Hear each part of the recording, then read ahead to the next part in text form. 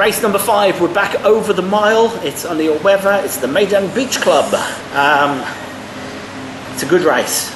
I like this race a lot. There's some nice horses in here, but see what, when I went through it, I started finding reasons not to pick horses, and it very quickly became to me that there's number 13. Last 3 races have been horrendous. So you could probably put a line through him. Horrendous. Yeah. Number 12 needs further. Probably put a line through him. Number 11, his actual last race was horrendous, but it was at Jebel Ali. His race here at MEYDAN wasn't too bad. So you have to keep him in the equation. Yeah, he was unlucky not to win as well. He was then, against Busker. Black Snowflake, if you like comicality in the last race and he does well, gives a big shout out to Black Snowflake. It's interesting they went up a race instead of coming down to this, instead of going further for the mile.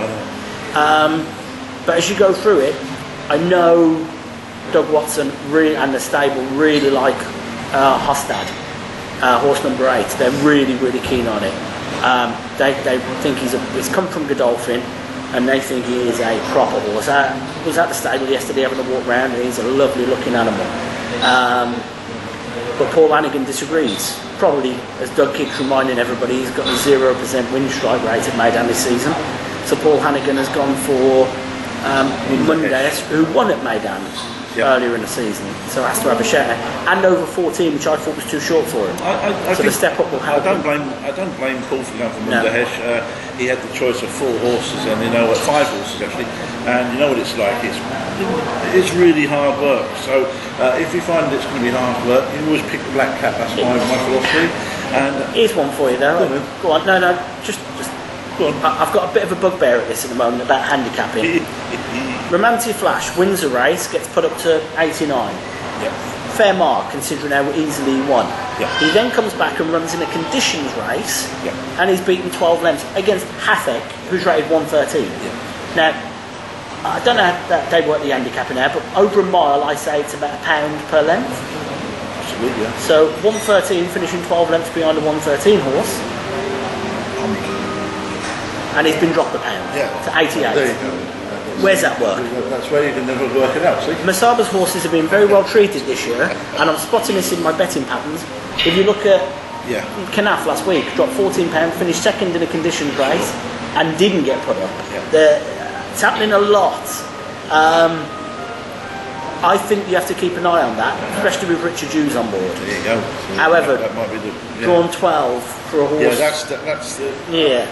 Over the mile, he's got more chance of getting across than Comicality does, but and he's already proved he can win here, hasn't he? So this horse Romantic Flash. So you can't rule him out, can you really? No, he's got a chance. Now Mafgul, I'll mention him because he's our one. Sure. Again, if Comicality wins, he was just behind. Now on that day, he was drawn in the car park. 12 of 12. He's travelled wide the whole way. He was 5 lengths wide pretty much the whole way. Pat wasn't hard on him. And he only got beat 4.5 lengths. Yeah, he ran all right. I think he ran a big race.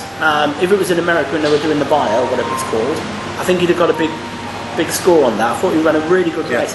Having watched it back 2 or 3 times, I was more impressed with it each time I watched it. Drawn 9, if he can get across and get a nice position, there will be a fast pace because I've been told that they're going forward on Ostad, so they're going to try and lead on that one. There'll be a nice pace for him. That could be interesting. Saying that, any of them that come from behind are going to have a chance if there's a fast pace. Well, I went straight to Ostad. I don't know nothing about him. I looked up his races and I thought, that's interesting. And that's how I picked him. And I'm impressed that Doug's got a lot of the new horses out this weekend. And usually he doesn't run them until they're ready. Well, they're very keen on this, and he's working very well. Well, that's good.